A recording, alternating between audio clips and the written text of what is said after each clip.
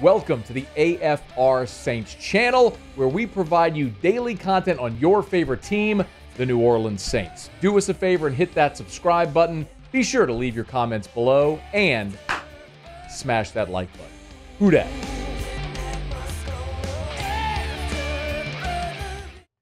We are about a week away, actually the 23rd, about 2 weeks away from the start of Saints training camp. They're set to report there on July 23rd.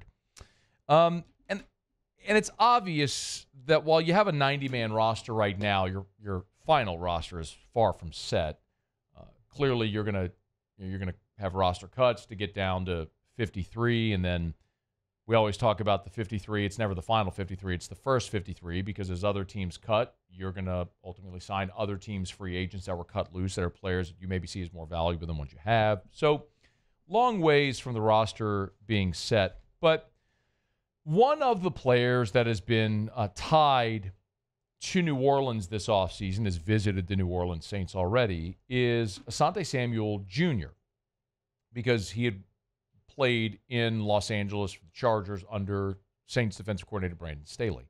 So that tie is a very natural fit why the free agent cornerback could work in New Orleans, understands the defense, the defensive coordinator, there's a relationship, the Saints staff is interested in Samuel Jr., and all that sort of stuff. For what it's worth, Asante Samuel Jr. is recovering from neck surgery. He only played in 4 games a year ago. And in May, the Dolphins were showing interest in Asante Samuel Jr., and it would stand to reason that the Dolphins have even more interest now after trading Jalen Ramsey.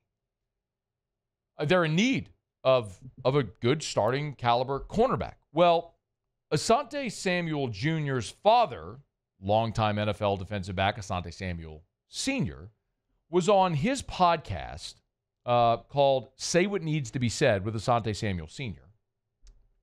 Creative. Call a thing by its name. And Asante Samuel Sr. just laid into the Miami Dolphins. Give a listen. Dolphins had no reason to trade Jalen Ramsey other than they're sensitive. There's no leadership in the Dolphins organization. Mike McDaniels is a pushover. Chris Greer, the general manager, he has no backbone. These guys over here at the Miami Dolphins, they are running this team like a little league team. No one can stand up to the players. They're terrified of their own players, and they have no control over their players. I mean, I could just see Asante Jr. calling and going, Dad, shut where are you? I'm trying to get a job. What are you doing?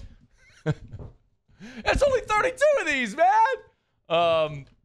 I guess when you're out of the league, you can say what you want. You say what you want anyway. And Asante Samuel Jr. has Senior has a lot of cachet. And I don't think he's saying anything that any of us would disagree with. By the way, this dropped into my inbox today from sportsbetting.ag, the updated odds for the first NFL coach to be fired.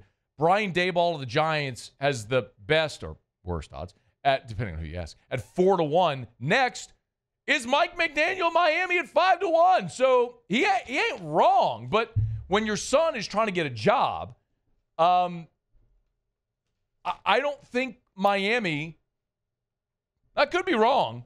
I mean, I'm not in the front office of Miami, but it stands to reason if you're the Dolphins brass, you're looking at it going, okay, why would we sign this player when his dad is on a podcast ripping our organization? Do you really want that distraction? Now, a lot of that is weighed and measured by how good the player is.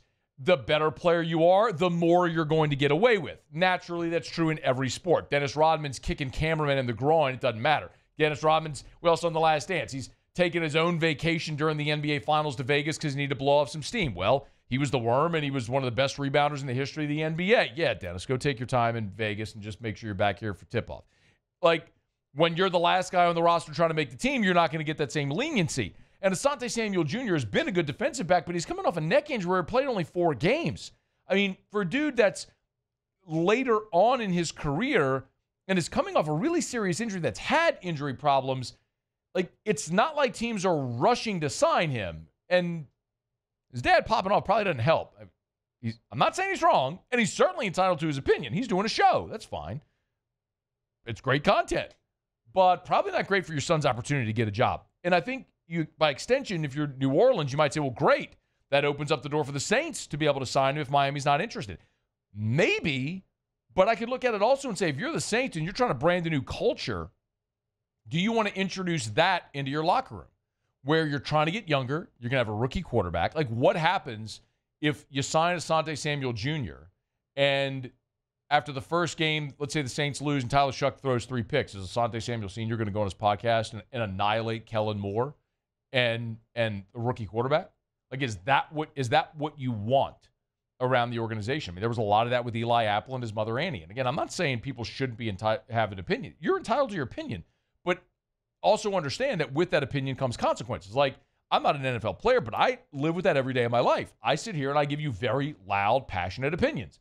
And as a result, look, a lot of people like it. A lot of people love the show, have for a long time. A lot of you don't. And that's okay. And so I got to live with that. I always say the worst part about being in the opinion media is giving opinions because you're going to piss a lot of people off. So do you, but understand that's at least going to pose the question for New Orleans. And listen, New Orleans is a team that desperately needs starting caliber cornerbacks. You're going into this season with Kool-Aid McKinstry and Quincy Riley, the rookie out of Louisville, maybe? I mean, is Isaac Yiadom the answer as a starter in the NFL? Alontae Taylor is a slot or a safety. I mean, his PFF grades were among the worst in the NFL last year when he moved to corner after you had, you traded Lattimore and you had the injury to Paulson Adebo.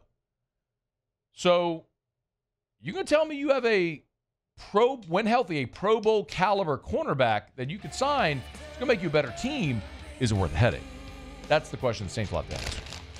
Hey, thanks so much for watching. Please leave your comments. I love to interact, and be sure to hit the red subscribe button below.